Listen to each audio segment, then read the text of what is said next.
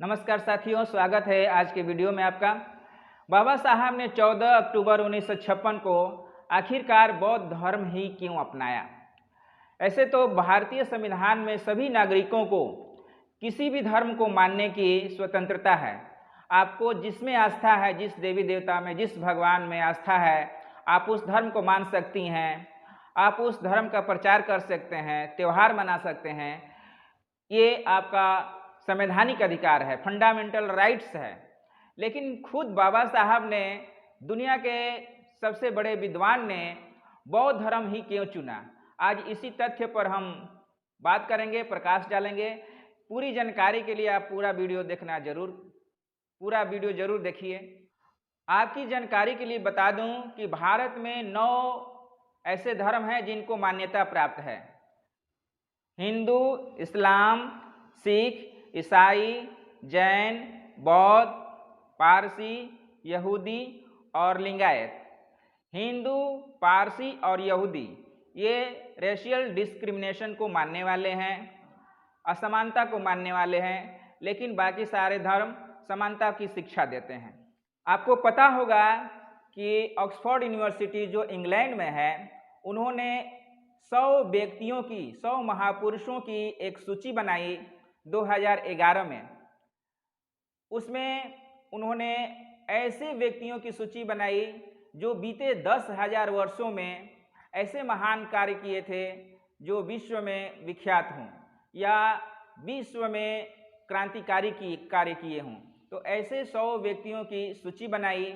Makers of universe में महात्मा बुद्ध का नाम प्रथम स्थान पर और बाबा साहब भीमराव अंबेडकर का नाम चौथे स्थान पर था। तो ये 130 करोड़ भारतीयों के लिए गौरव का विषय है। बाबा साहब का परिवार कबीरपंथी था। वे बचपन से ही कर्मकांड और अंधविश्वास से दूर थे। जब वे मैट्रिक पास हुए तो उनके गुरु अर्जुन किर्लोस्कर थे। उन्होंने एक समारोह में बुद्ध चरित्र नाम का एक पुस्तक उन्होंने भेंट स्वरूप बाबा साहब को दिया, क्योंकि वे मैट्रिक पास करने वाले अपने समाज के अछूत समाज से एकलौते छात्र थे। उसी समय से वे बुद्ध के बारे में जानना शुरू किए और बुद्ध की तरफ आकर्षित हुए।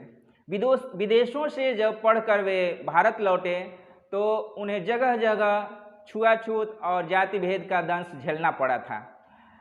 बचपन में उनका बाल नाई नहीं काटता था। स्कूल में उन्हें पानी पीने की मनाही थी। जब वे सत्याग्रह कर रहे थे कालाराम मंदिर के लिए, तो उनके सिर फोड़ दिए गए थे। जब वे पानी के लिए महाड़ में सत्याग्रह कर रहे थे तो सवर्णों ने, तथाकथित उच्च जाति के लोगों ने उनसे कहा कि तुम मंदिरों और जलाशयों को अपवित्र करना छोड़ दो, नहीं तो मैं तुम्हारे पीठ पर लाठियां बरसाऊंगा। बाबा साहब भी झुके नहीं।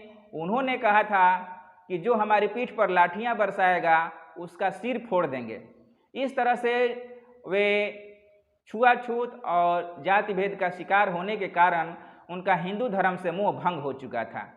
27 मई 1935 में उनकी पत्नी रमाबाई का देहांत हो गया और उसी समय वे घोषणा किए थे कि मैं हिंदू धर्म में पैदा तो हुआ, लेकिन हिंदू रह करके मरूंगा नहीं। 1935 में घोषणा करने के बाद 1935 से 1956 तक वे सभी धर्मों का गहन अध्ययन किए और तुलनात्मक अध्ययन किए। तुलनात्मक अध्ययन में वे बुद्ध दर्शन से बहुत प्रभावित हुए।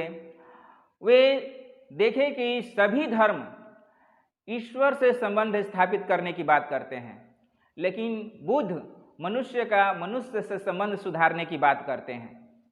बुद्ध न तो अपने को भगवान मानते हैं, न पूजा पाठ कर्म कांड का समर्थन करते हैं, न ही कोई चमत्कार दिखाते हैं, न स्वर्ग का लालच देते हैं और न ही नरक का भय दिखाते हैं। वे दुनिया में दुख है, दुख का कारण है और दुख दूर करने के उपाय हैं। इसलिए मनुष्य के साथ संबंध कैसा होना चाहिए उसके आचरण पर बल देते हैं। बुद्ध के अनुसार मनुष्य का आचरण मन से प्रभावित होता है, इसलिए वे मन की शुद्धता और मन की शांति पर विशेष ध्यान देते हैं। इसके लिए वे ध्यान का सहारा लेते हैं। बौद्ध धर्म की कुछ खास विशेषताएं हैं जिससे प्रभावित होकर के बाबा साहब ने बौद्ध धर्म को अपनाया। वो विशेषताएं क्या है? पहली विशेषता यह है कि यह धर्म प्रज्ञा अर्थात नॉलेज की बात करता है। आज तक मानव जाति का जो भी विकास हुआ है वो ज्ञान और विज्ञान के आधार पर हुआ है। बौद्ध धर्म एक वैज्ञानिक धर्म है। बुद्ध सबसे पहले वैज्ञानिक थे जिन्होंने कहा कि हर एक कार्य के पीछे कोई न कोई कारण जरूर होता है। यह धर्म तर्क और वितर्क के द्वारा किसी तथ्य को मानने की बात करता है। ऐसे भी ज्ञान के बिना मानव पशु समान ही होता है। बौद्ध धर्म की दूसरी विशेषता यह है कि यह करुणा अर्थात दया की शिक्षा देता है। इसी करुणा और दया के आधार पर महात्मा बुद्ध ने अंगुलीमाल जैसे खूंखार अपराधी को विचार परिवर्तन द्वारा एक नेक इंसान बना दिया। प्राचीन काल में यज्ञ के नाम पर फैली हिंसा और पशु बलि को उन्होंने विचार परिवर्तन के द्वारा बंद करवाया। करुणा का मतलब कायरता नहीं। अगर आपके घर में कोई चोर पड़ गया है तो उसको यूं ही नहीं छोड़ देंगे। अगर आप पर कोई हमला करता है या हमारे देश पर हमला करता है तो वहाँ हिंसा करना आवश्यक हो जाता है। अपनी सुरक्षा के लिए हिंसा करना हिंसा नहीं है। बुद्ध की करुणा का मतलब ये है कि वो अनायास बिना कारण किसी की हिंसा नहीं करना है। तो ये बौद्ध धर्म की दूसरी विशेषता थी। तीसरी विशेषता यह है कि यह समानता की शिक्षा देता है। बुद्ध के अनुसार सभी मानव समान है। इसमें न तो जाति भेद है न वर्ण व्यवस्था है, न कोई ऊंच नीच है न कोई छोटा बड़ा है। मानव एक समान है। चौथी सबसे महत्वपूर्ण विशेषता यह है कि समय के अनुसार इनके नियमों में सुधार किया जा सकता है। मानव कल्याण को देखते हुए इसे अपडेट किया जा सकता है। ये चीज़ अन्य धर्मों में नहीं मिलता है। आज भी सारे धर्म पुरानी मान्यताओं को लेकर के चल रहे हैं। उनका विश्वास है कि उनके किताबों में जो लिखा हुआ है वही सत्य है। और इतना ही नहीं, वे आज के संदर्भ में उस पुरानी मान्यता को वैज्ञानिक आधार दे करके सत्य सिद्ध करने की कोशिश करते हैं। बाबा साहब इसके विषय में कहते हैं कि जो धर्म विज्ञान की कसौटी पर खरा नहीं उतरता है वह अंततः मजाक का पात्र बनकर रह जाता है। इसलिए बाबा साहब ने भारत को एक वैज्ञानिक धर्म दिया, बौद्ध धर्म। बाबा साहब भारत को एक वैज्ञानिक धर्म दे करके ये दुनिया के नक्शे में भारत को सबसे अग्रणी देखना चाहते थे। वे जाति व्यवस्था को भारतीय एकता में बाधक मानते थे। वे अपने समाज को जो सदियों से तिरस्कृत और लाचार है उसे ऐसा धर्म देना चाहते थे जहां किसी प्रकार का शोषण न हो। वे ऐसा वैज्ञानिक धर्म दे करके उन्हें सम्मान और इज्जत के साथ विकास करने का मौका देना चाहते थे। वे मानते थे कि जो अपमान है वो गरीबी से भी ज़्यादा दुखदायक होता है।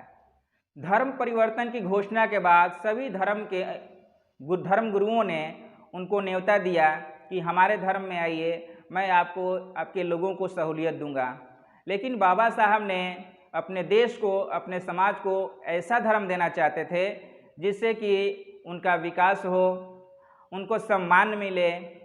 और जो भी धर्म गुरु आते थे उनसे वे तर्क वितर्क होता था। बाबा साहब तो विद्वान आदमी थे, सभी धर्मों के सभी किताबों को गहन अध्ययन किए थे। उन धर्म गुरुओं को भी वे निरुत्तर कर देते थे। और यही कारण है कि बाबा साहब ने अपने समाज के लिए और अपने देश के लिए एक वैज्ञानिक धर्म दिया।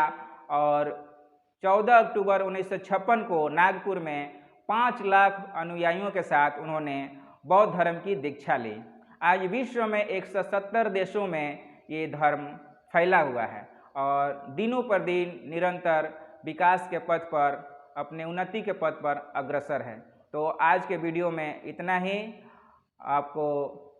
अंत में आपको जय भीम, नमो बुद्धाय।